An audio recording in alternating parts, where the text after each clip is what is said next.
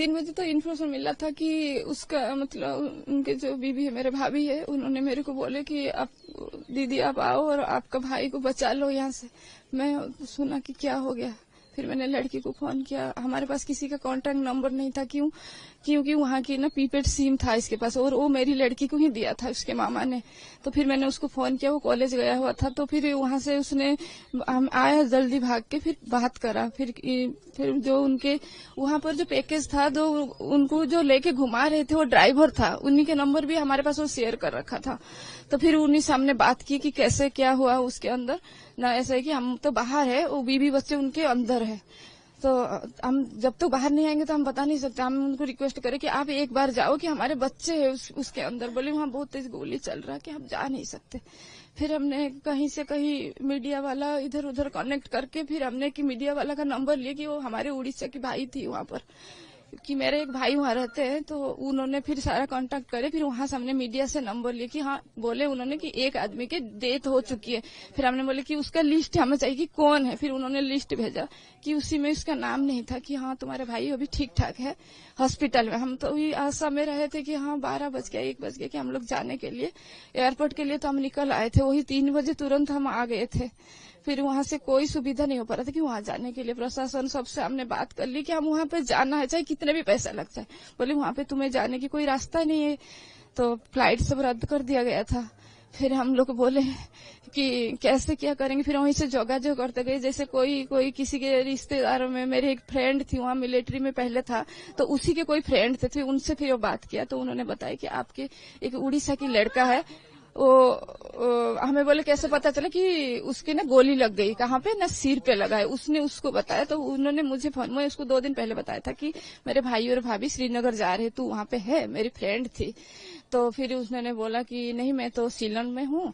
तो फिर मैंने बोली कि वो मेरे को फोन किया कि तुम्हारे भाई और भाभी गए थे और मैंने अभी सुना कि हमारे बालेश्वर के एक लड़का को गोली लगा है।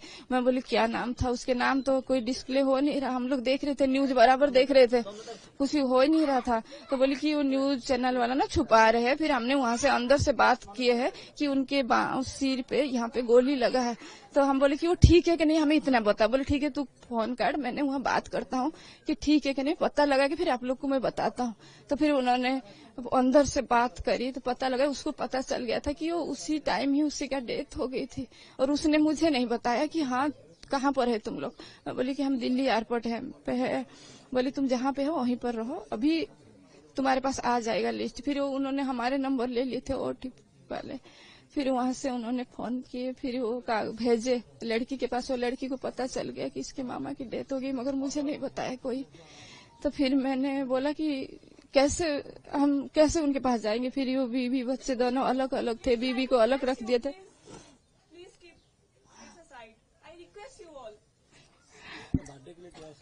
बर्थडे के लिए तो हाँ बर्थडे थी 17 तारीख को चला गया था। फिर वो लोग दिल्ली में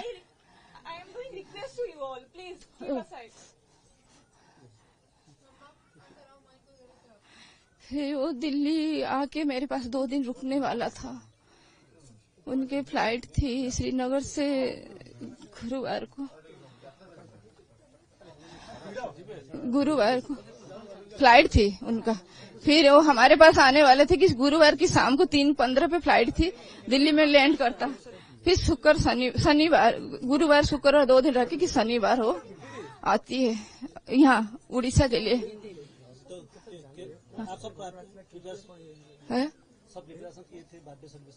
हाँ सारा कुछ प्रिपरेशन कर रखे थे, घर सजाए थे, लड़की ने केक मतलब ऑर्डर कर रखा था, उसके लिए कपड़ा मंगा रखी थी मैंने 60, और सारे घर की अरेंजमेंट कर रखे थे कि वो आएंगे ही 5 बजे पहुंचते ही हमने उनका केक काटना है। पहले दरवाजे से उनको टीका का लगाएंगे, फिर इसके बाद हमने वो केक काटेंगे। तो फिर 3:15 पे फोन आता है भाभी का कि तुम्हारे भाई को बचा लो। फिर हमें तो सब कुछ छोड़ के वहाँ घर में ताला लगाया ना। हमने माँ बेटी तीनों थे, उनके पापा नहीं थे, दूर थे, नोएडा रहते थे। तो हम तीनों ने वहाँ एयरपोर्ट के लिए निकल चुके थे, हमें नहीं पता था कि हम कहाँ जाना है।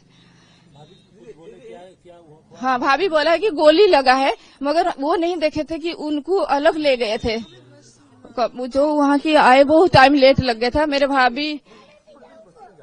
हाँ घटना वही भाभी ने ही बताया था हम लोगों को।